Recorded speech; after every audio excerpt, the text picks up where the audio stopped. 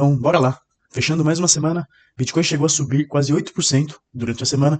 Ainda tivemos dados de inflação aqui no Brasil, nos Estados Unidos. Semana que vem ainda temos temporada de balanço, eleições nos Estados Unidos e principalmente a tão esperada decisão de taxa de juros nos Estados Unidos. Então, bora pro vídeo, a gente tem bastante coisa para falar que semana que vem vai ser uma semana bem importante, beleza? Vamos pra cima.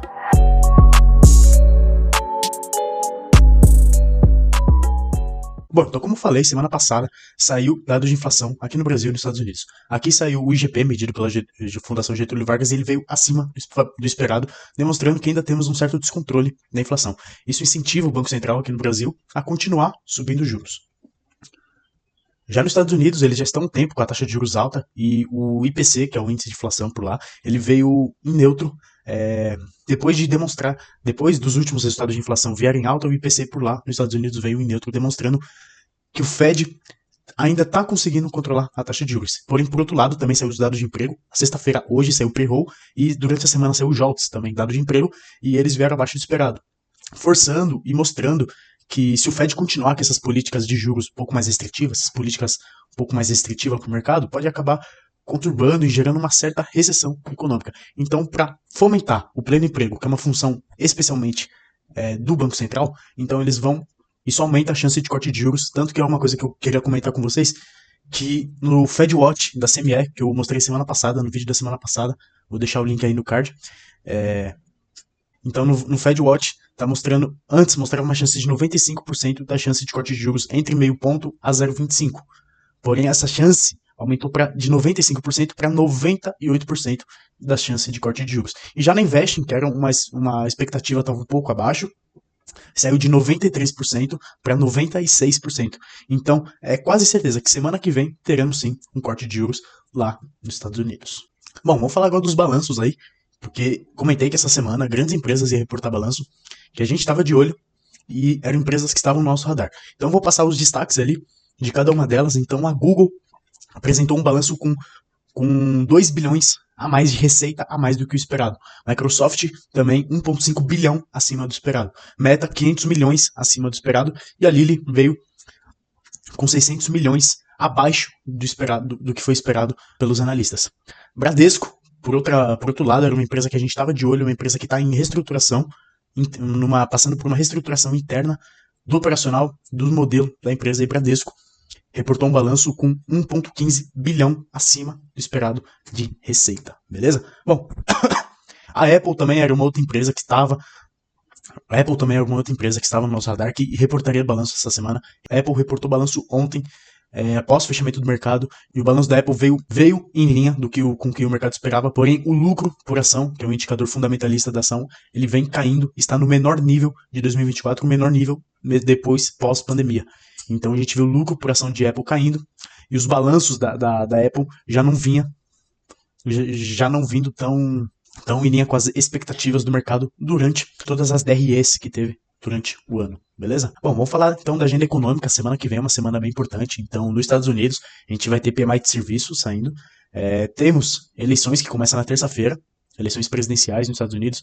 Lembrando que Donald Trump e Kamala Harris estão disputando a eleição, o mercado precificando muito a vitória do Donald Trump. Donald Trump que é um cara um pouco mais pró-mercado, então isso pode ser um pouco benéfico para o mercado norte-americano e para as criptomoedas. Então vamos aguardar volatilidade, muita volatilidade durante a apuração lá nos Estados Unidos, principalmente nas criptomoedas que a gente está posicionado. E na quinta-feira também teremos decisão de taxa de juros, a tão aguardada decisão de taxa de juros lá nos Estados Unidos. Já que no Brasil é uma semana um pouco mais vazia. Temos balança comercial, inflação e IPCA que vai sair. E também teremos 2 PMIs de serviço saindo, beleza? E lá na China, para fechar a semana, teremos balança comercial e dados de inflação também saindo. Então, mais de olho nos Estados Unidos e vamos ver como que o mercado vai reagir, se o mercado vai sentir a volatilidade dessas eleições. E vamos operar com cautela e priorizar a proteção do nosso capital em primeiro lugar. Bom, então já vamos falar das movimentações e as mudanças que tiveram na carteira durante essa semana. Já que a gente está falando muito de mercado americano muito no nosso radar, então vamos começar por lá fora. Então, 2 posições aqui para alertar que eu tive mudança durante essa semana, uma delas é a Apple, vou colocar aqui. Então, pela frustração do balanço, como a gente pode ver aqui, ó, O balanço veio em linha, tá? A estimativa era de 94,5 bilhões, ele veio 94,9 bilhões, então cerca de 400 e poucos milhões acima do esperado. Porém, o lucro por ação já não é de hoje, e sim desde o primeiro semestre, desde o primeiro trimestre de 2024, ele vem caindo e vem no menor mínimo. Tá? Então a expectativa era que o lucro de ação saísse a 1,60, ele saiu a 0,97, saiu negativo, entre aspas. Tá? Então isso acabou derrubando as ações lá fora, a gente acabou tomando esse stop, um prejuízo de 3,51%, tá? Do capital que a gente alocou nessa operação, beleza? Então o Apple vinha positivo e quando saiu o balanço ontem, a Apple já tinha pivotado, daria pra gente fazer um ajuste de stop, mas ali a gente corria esse risco de tomar esse gap de baixo e abrir abaixo do nosso stop. Então, mantive o stop ali no mesmo preço por segurança, tá? Por segurança. O outro ativo que está posicionado é Google. Google que ficou poucos centavos da nossa, Google que ficou poucos centavos do nosso alvo final aqui nos 184,23 cents, tá? Google durante a semana reportou balanço e abriu nesse gap de alta enorme, abrindo acima da nossa realização parcial no 179. Então ele veio no mesmo dia, caiu e pegou nossa realização parcial. E agora voltando para o nosso ponto de entrada, porém ainda em terreno positivo. Beleza? Então Google, tá, a realização parcial nos rendeu 5,54%.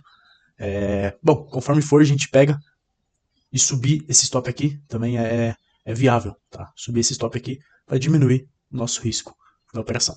Beleza? Vamos falar de mercado brasileiro. Pegamos uma operação ótima que ela por si só acabou salvando o nosso mês.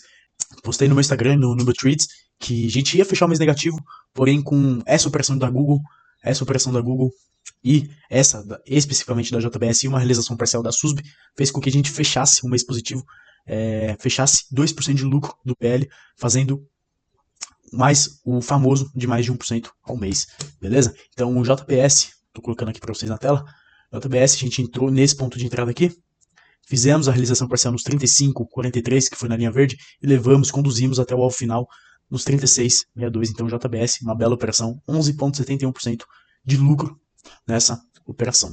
Beleza? Bom, outra operação que tivemos durante essa semana, ainda estamos posicionados nela, foi Suzano. Suzano, semana pouco volátil para Suzano, ela ficou ali entre os 5,907, R$60 mais ou menos. Então o Suzano ficou nesse range de preço durante a semana inteira.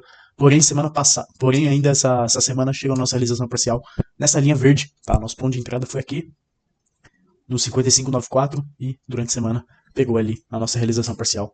Essas duas operações acabou salvando o nosso mês ali. Um mês que a gente ia fechar no 0 a 0, ainda conseguimos fechar no positivo. O problema de um trader bom, de um trader ruim, não é em tomar stop, e sim na sua gestão de risco. Então, você saber filtrar os melhores ativos que você pode ou não arriscar mais ou menos, isso sim digamos que seria uma virada de chave, beleza? Então, beleza.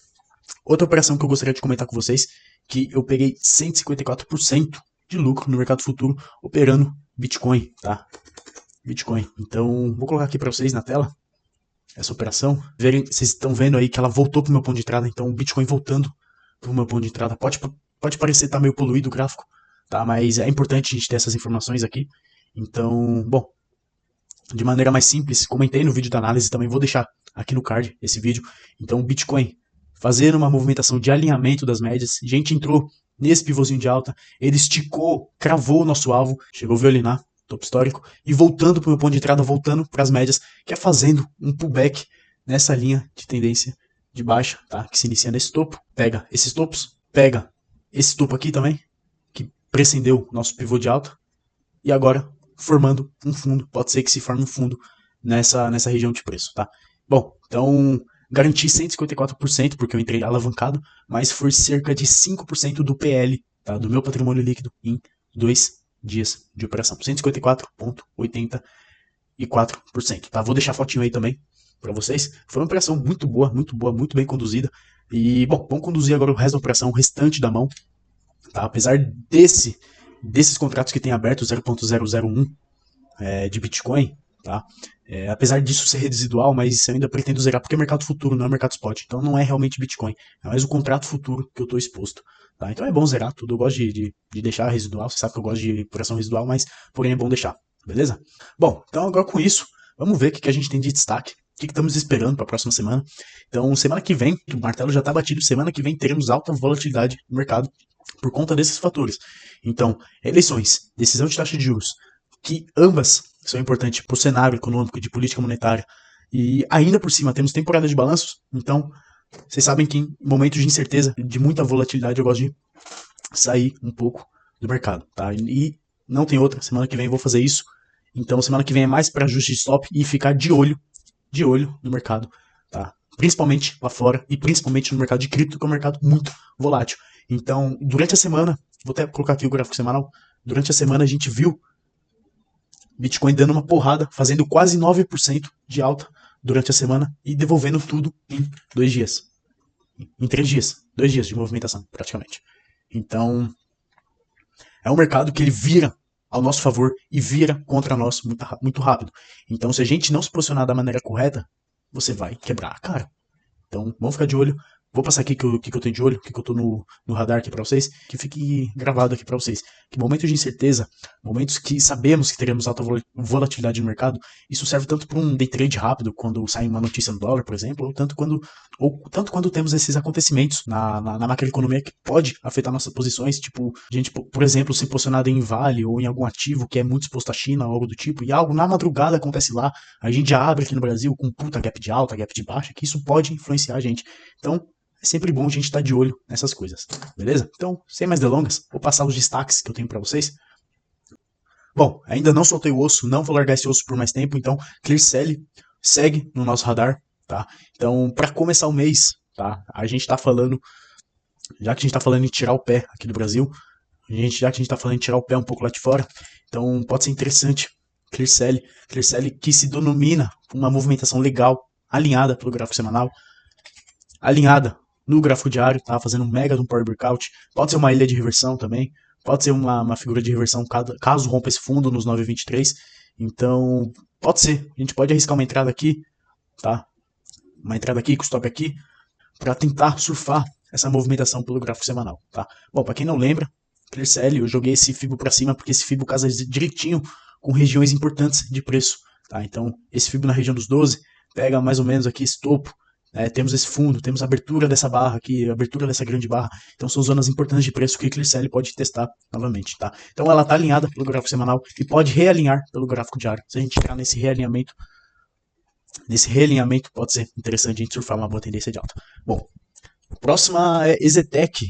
EZTEC subindo subindo mais de 10% na semana até agora. Então a gente vê, EZTEC abriu lá em cima num gap de alta. Então, temporada de balanços está aí, os ativos estão sujeitos a essas grandes volatilidades. Então, a EZTEC vem fazendo uma acumulação fortíssima do gráfico semanal, está contra. É uma movimentação contra a tendência, porém ela pode desencadear mais baixas, tá? Então, aqui, lógico, preferimos uma operação vendida para surfar essa tendência de baixa, porém, no jeito que ela se encontra numa região de fundo, tá? Então, no jeito que a EZTEC se encontra nessa região de fundo, então, quem sabe ali a gente busca um repique nessa média móvel um pouco maior, tá? Então o EZTEC está no radar, não é um destaque de compra, porém está no radar EZTEC. Outra que está no radar é Bradesco. Como eu disse no começo do vídeo, o Bradesco caiu quase 6% durante a semana, apesar de ter reportado um balanço em linha com o que a gente esperava. Bom, então no semanal ali a gente querendo um realinhamento das médias, rompendo, uma confirmação do rompimento dessa média móvel de 200, porém está sendo frustrado até o momento, tá? Então semana que vem, então segunda-feira, caso o Bradesco rompa esse topo anterior, ele se denomina aqui no Bradesco a gente vai estar tendo um trap, que é uma armadilha. E, bom, quando a gente vê os vendidos, mais ou menos, vendendo Bradesco aqui aos 14 reais, mais ou menos, 14,8, 14,7, colocando o stop aqui nos 14,70, aqui nos 14,70, 14,69, mais ou menos. Então a gente vê essa região aqui como uma região de stop no Bradesco. Então, caso o Bradesco rompa para cima, a gente pode ver uma aceleração de Bradesco até essas regiões de topo. Tá, então vamos ver se rompe aqui ou se realmente o Bradesco domina para baixo e vem testar essa retração de FIBO aqui dessa pernada de alta, tá? Bom, e vale ressaltar que o Bradesco também está numa zona de suporte. A gente colocar aqui estocástico lento, a gente vê o estocástico lento a 18, então tá sobrevendido. A gente pode até colocar o RSI, que ainda não tá sub 30, tá? O RSI de 14 não tá sub 30, mas ainda mesmo assim tá chegando no nível de sobrevenda. Então, buscar uma reversão, buscar o stop dos vendidos, papar o stop dos vendidos ali pode ser interessante para Bradesco, beleza? Bom, Já que a gente falou de Bradesco, tá? O que está no radar também são os outros bancos também. Então, Itaú numa zona de esporte, Itaúsa também numa zona de esporte, Banco do Brasil também numa região de FIBO, mas também numa zona de esporte, principalmente vista pelo gráfico semanal. Então, temos a abertura dessa barra servindo também como uma zona de suporte. Temos as médias móveis intermediárias também servindo como uma zona de suporte. Então, o setor financeiro em si está no nosso radar por conta de estar numa zona de suporte. Beleza? Bom, para finalizar aqui, o que eu tenho destaques aqui no Brasil cadê? Short. Azul. Azul que pelo gráfico semanal. Bom, para quem não lembra, eu entrei vendido aqui na Azul. Tá? Eu entrei vendido na violação. Nessa violação aqui que a Azul fez. Acabei fazendo ajuste de stop, fui estopado, fui violinado, porém agora dando de novo sinal de venda com stop menor ainda, menor do que eu já estava aqui. Então Azul pode ser interessante. A gente olha pelo gráfico semanal, como a Azul andou de lado e acumulando. E hoje, isso é um fato relevante na Azul. Tá, deixa eu ver se eu acho aqui.